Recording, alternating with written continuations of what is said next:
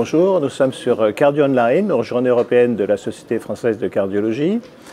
Je suis le professeur Daniel Thomas, je suis le porte-parole de la Société francophone de tabacologie et nous avons le plaisir d'avoir avec nous le docteur Anne-Laurence Lefaou, qui est présidente de la Société francophone de tabacologie. Nous allons parler de sevrage tabagique et justement, Anne-Laurence, vous allez nous présenter une étude qui permet de voir quels sont les facteurs prédictifs de succès dans ce sevrage. Oui, pouvez-vous nous donner les détails de cette étude? En effet, j'ai étudié dans le cadre d'une thèse, une direction de thèse, les facteurs prédictifs du sevrage tabagique chez des patients qui avaient un événement coronarien aigu.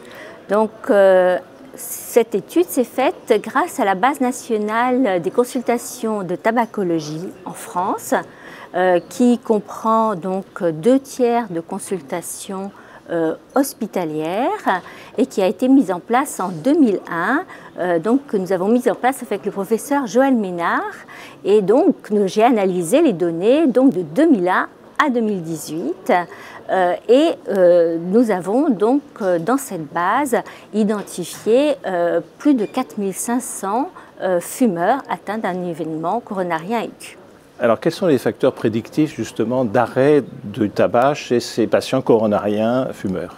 Alors les facteurs prédictifs chez ces patients de leur arrêt, c'était d'avoir fait des tentatives antérieures d'arrêt déjà, d'être finalement adressé par des cardiologues hospitaliers, le fait de bénéficier non seulement de conseils d'arrêt, mais surtout d'un traitement pharmacologique.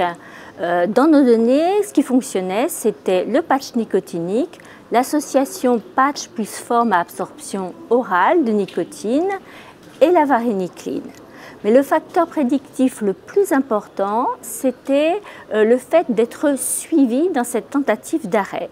Donc les tentatives d'arrêt étaient étudiées finalement à 1 mois, donc 4 semaines, avec des points réguliers.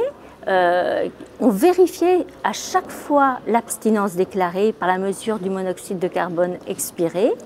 Et on sait, d'ailleurs c'est le slogan de Moi sans tabac, d'après une étude scientifique britannique, que quelqu'un qui arrête 1 mois a 5 fois plus de chances de rester abstinent à 1 an.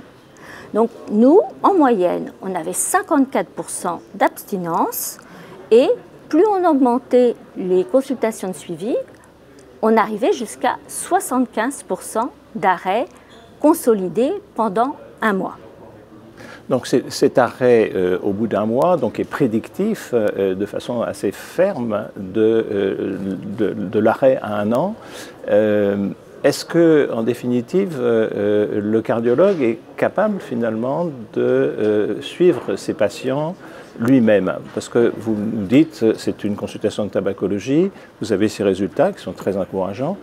Est-ce que le cardiologue peut lui-même, indépendamment de l'intervention d'un tabacologue, agir de façon efficace et à partir de ces facteurs prédictifs, quels sont les éléments qu'on peut lui proposer pour justement prendre en charge ces patients fumeurs?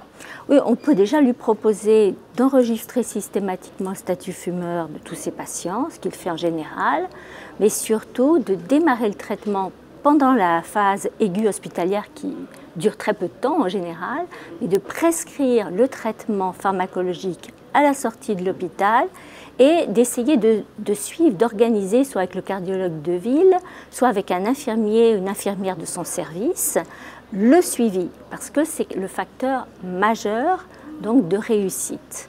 C'est vraiment un rôle central du cardiologue dans la prise en charge et qui compte dans les recommandations de l'ESC comme finalement quelque chose de fondamental de prescrire et vraiment de considérer ce facteur de risque à la même hauteur que les autres facteurs de risque cardiovasculaires. Tout à fait. C'est-à-dire qu'en fait, le tabagisme est considéré dans ces recommandations européennes comme en première ligne.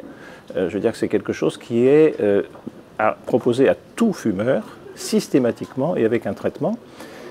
Et moi, je pense qu'en définitive, ce qu'il faut voir, c'est que votre patient fumeur, quand vous allez lui proposer un traitement, vous allez renforcer les capacités effectivement à arrêter de fumer. Pourquoi? Tout simplement parce que vous êtes son référent, vous êtes son cardiologue, celui qui sait ce qu'il faut faire pour lui, et vous avez beaucoup plus de poids que ne pourrait en avoir son médecin traitant ou un tabacologue même à qui vous l'enverriez sans avoir rien fait vous-même, parce que le fait d'initier le traitement va conforter et faciliter effectivement cette prise en charge et certainement le succès et la réussite.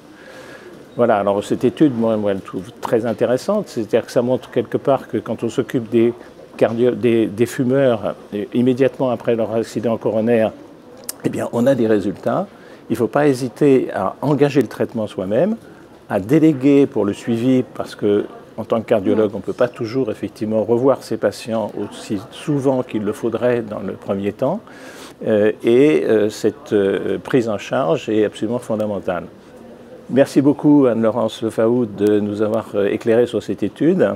Et bien sûr, vous, cardiologue, occupez-vous de vos patients fumeurs et surtout, prenez-les en charge vous-même également, initiez le traitement et vous aurez beaucoup plus de succès avec eux.